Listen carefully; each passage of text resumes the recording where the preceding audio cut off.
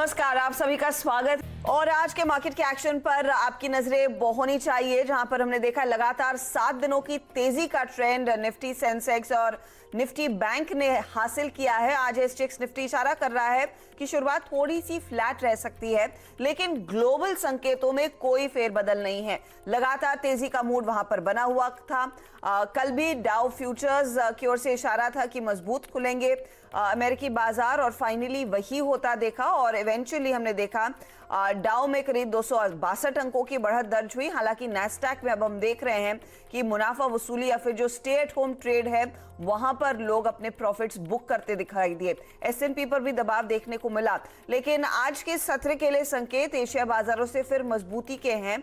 और अगर आप गौर करें तो सोने में जो कल गिरावट देखने को मिली थी उससे उबरा जरूर है ये इंडेक्स भी। तो ओवरऑल आप स्थिति देखिए, कल जब हम बाजार छोड़कर गए थे और भारतीय बाजार ऑल टाइम हाईस पर ही कारोबार कर रहे हैं, डाउ फ्यूचर्स करीब 241 अंकों की बढ़त पर था। अब आप नजर डालेंगे तो 262 अंकों की बढ़त दर्ज हुई।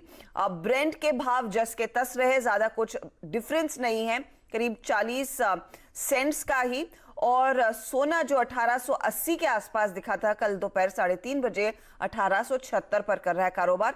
यहां पर भी मूड में कुछ खास बदलाव है नहीं, स्टेबल परफॉर्मेंस है कमोडिटीज का, लेकिन आतिशबाजी चल रही है। और जैसे हम कह ही रहे हैं कि दिवाली से पहले दिवाली मनाई जा रही है भारतीय बाजारों में, ग्लोबल मार्केट्स में भी काफी ज्यादा रौनक। अब आपकी अप्रोच क्या होनी चाहिए, ग्लोबल क्यूज क्या कह रहे हैं? नीरज हमारे साथ जुड़ गए इस पर और डिटेल में बात करने के लिए, और प्रकाश गाबा से जानेंगे आज के तकनीकी स्तर कौन से इंपॉर्टेंट है। लेकिन सबसे पहले वीडियो में आगे बढ़ने से पहले डिस्क्रिप्शन बॉक्स में जो लिंक दिया गया है वहां पे क्लिक करके इंडिया के नंबर 1 ब्रोकरेज हाउस जीरोडा के साथ जुड़िए, जहां पे आपका ब्रोकरेज 0 लगेगा, और अगर लगेगा तो वो भी सिर्फ 20 रुपये इंटरडे ट्रेडिंग के लिए।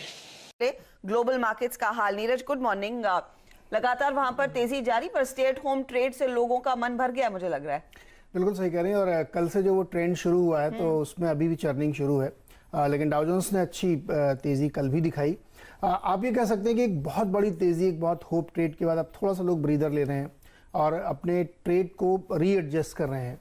आईटी से निकल के दूसरी तरफ के ट्रेड्स में ज़्यादा लोगों का रुझान है, लेकिन ट्रेंड अभी भी तेज़ी का ही बना हुआ है।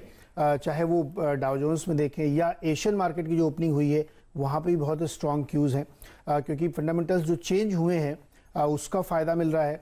और इसी हफ्ते जो नया डेटा आने वाला है अमेरिका में वो बहुत इंपॉर्टेंट है। मुझे लगता है कि ये सब इस तरफ इशारा कर रहे हैं कि लोग अपने ट्रेड को रीएडजस्ट कर रहे हैं।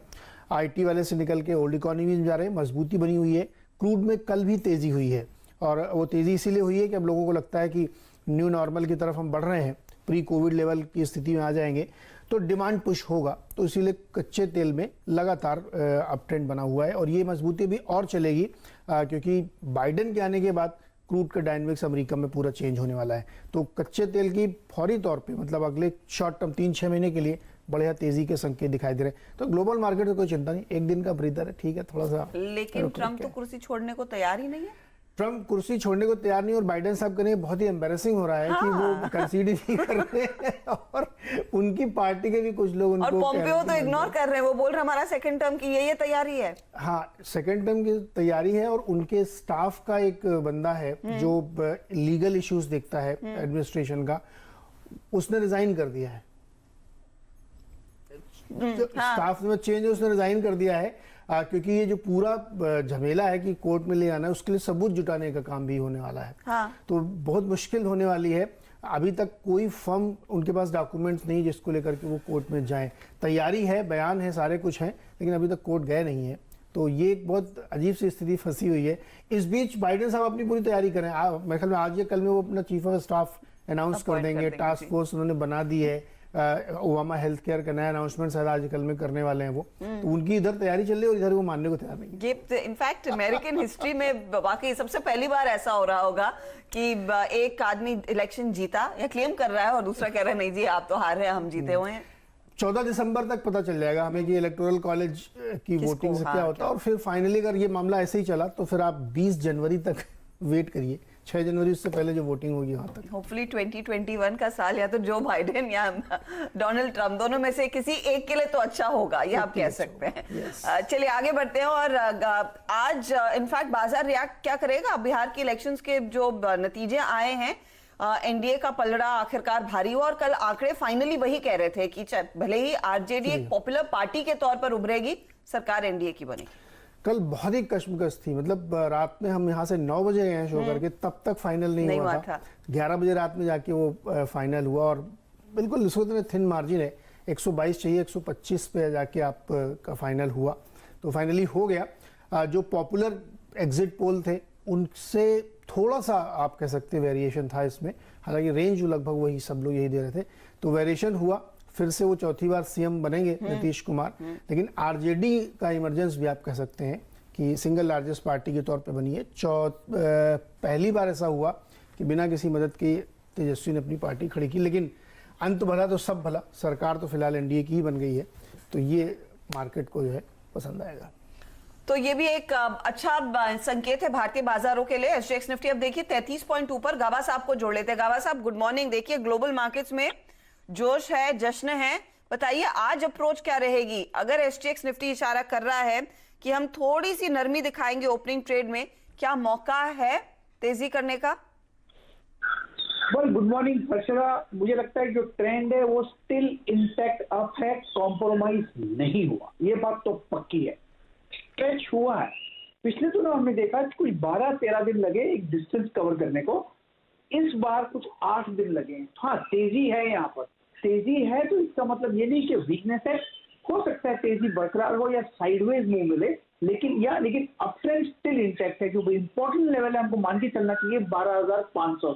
जब तक हम 12,500 के ऊपर है तब तक हमारा ट्रेंड इंटैक्ट। कल हमने कुछ बात की थी 13,000 के टारगेट की, अब मैं उसको थोड़ा मॉडिफाई कर दूंगा, कहूंगा आज के लिए जो टारगेट है 12,771 का है। 13,000 का तो आंकड़ा है, वो दिवाली तक जरूर चला जाएगा मॉर्निंग ट्रेडिंग तक, लेकिन मुझे लगता है 12,771 एक आंकड़ा है, वहां पर थोड़ा रेजिस्टेंस आ सकता है, लेकिन अप ट्रेंड ऑन है। और बैंक निफ्टी में करीब 29,083 यहां तक जाने की संभावना है। तो मेरा रुझान जो है अपसाइड है, वीकनेस का नहीं है। मौका मिले लोअर लेवल्स में तो शायद एक खरीदारी का मौका रहेगा क्लोजर टू 10,500, इतनी बात तो कह सकते हैं, सॉरी 12,500।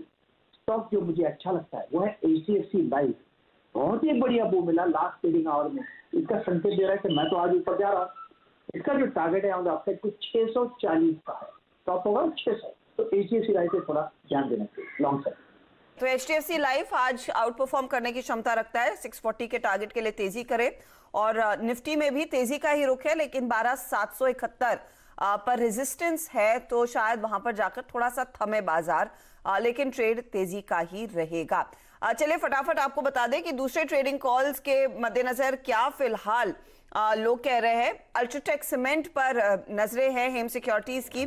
तेजी का ट्रेड 4,900 के टारगेट के लिए एक अपॉर्चुनिटी, 4,550 पर आप स्टॉप लॉस लगाइएगा।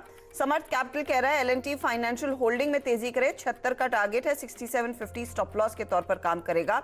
और एंजल ब्रोकिंग ने भी एचडीएफसी लाइफ पर ही बाय कॉल दिया है, जहां पर टारगेट 645 का और स्टॉप लॉस 597 का है। तो ये है आज के ट्रेडिंग कॉल्स। वक्त हो रहा है एक ब्रेक का, लेकिन ब्रेक के बाद आपको बताएंगे एमएससीआई इंडेक्स ने जो बदलाव किए हैं नवंबर के महीने के लिए, उसमें किन कंपनियों को आज फायदा होगा, किस तरह का फंड फ्लो देखने को मिलेगा, और आज के स्टॉक से न्यूज भी। आज के दिन इंडेक्स भले ही ज्यादा हरकत ना दिखाए, गावा साहब यही कह रहे थे कि थोड़ा सा रेजिस्टेंस 12,771 पर फेस कर सकता है, लेकिन ढेर सारे स्टॉक्स होंगे जो फोकस में रहेंगे। एक तो कई सारी कंपनियों के नतीजे आए, लेकिन उससे पहले आज सबसे पहले रिएक्शन हम देंगे एमएससीआई इंडेक्स में जो बदलाव हुए हैं और बड़ा पैसा आने के पूरे आसार है। नीरज, कौन से स्टॉक्स रेडार पर रखे हैं उस लिहाज से? इसमें कई सारे हैं, मिड कैप और लार्ज कैप दोनों में। जैसे एसीसी है, अडानी ग्रीन, अब ये लार्ज कैप हो गया, इसका 1.5 लाख करोड़ से ऊपर निकल गया है, तो वो हो गया। Apollo hospitals, Balkrishna industries, L&T infotech, MRF और मुथूट फाइनेंस, और साथ ही सरप्राइजिंगली यस बैंक का भी नाम उसमें दिख रहा है। और इसमें से कुछ स्टॉक्स जो हट गए हैं उसमें बॉश और LIC हाउसिंग का नाम भी निकल के आ रहा है। तो ये सारे स्टॉक हैं, करीब 2,500 करोड़ रुपए के आसपास जो है $2.5 बिलियन का, माफ कीजिए, $2.5 बिलियन का इनफ्लो पॉसिबल है इन तमाम स्टॉक्स में इस चेंजेस की वजह से। तो ये सारे स्टॉक्स तो रडार में रहेंगे ही। कुछ खबरों वाले स्टॉक्स भी हैं जिसमें कि NMDC का जो रिजल्ट आया दूसरी तिमाही में, बाईबैक भी इन्होंने अनाउंस किया है। तो बाईबैक ज़्यादा सपोर्टिव होगा रादर देन रिजल्ट के। रिजल्ट तो ठीक है, इन लाइन है, कोई बहुत महान नहीं है, लेकिन बाईबैक का जो प्राइस 10% प्रीमियम पे रखा गया है वो शायद स्टॉक को सपोर्ट देगा। HIL के नंबर बहुत अच्छे आए हैं, हैदराबाद इंडस्ट्रीज़ जिसको बोलते थे, जो रूरल इकोनॉमी में ज़्यादा काम करते हैं, रूफिंग का काम है, प्लम्बिंग का इनका काम है, वो बहुत अच्छे रिजल्ट्स आए हैं और बड़ी अच्छी ग्रोथ देखने को मिली है। 30-35% की सालाना ग्रोथ यहाँ से देखने को मिल रही है। इसके साथ ही रेमंड के नतीजे काफ़ी कमज़ोर हैं। लास्ट क्वार्टर में लग रहा था कि शायद रिवाइवल हो जाएगा, लेकिन अभी भी वीकनेस है और एबिटा लॉस 100 करोड़ का इनको हुआ है और शुद्ध लॉस जो है इनका वो 136 करोड़ का है। टाटा पावर के नतीजे जैसे रेवेन्यू एक्सपेक्टेशंस थे वैसे नहीं है, लेकिन मार्जिन जो है इनका कमज़ोर हुआ है और जो परचेज है इनकी कॉस्ट की, जो पावर की, उसमें थोड़ी सी इनको रियायत मिली है। बाटा के नतीजे एक बार फिर आप कह सकते हैं कि लो होप पे उम्मीद के मुताबिक हैं, अदरवाइज बहुत अच्छी रिकवरी नहीं है, लेकिन उम्मीद से कमज़ोर है। ओके, तो ये तमाम स्टॉक्स जो रेडार पर रहेंगे और इन सब में आज एक्शन देखने को मिलेगा। अब ट्रेड क्या लेना है उस पर आगे आपके लिए हाजिर करेंगे आपका पसंदीदा शो स्टॉक 2020। इसी के साथ मॉर्निंग कॉल में आज इतना ही। नमस्कार।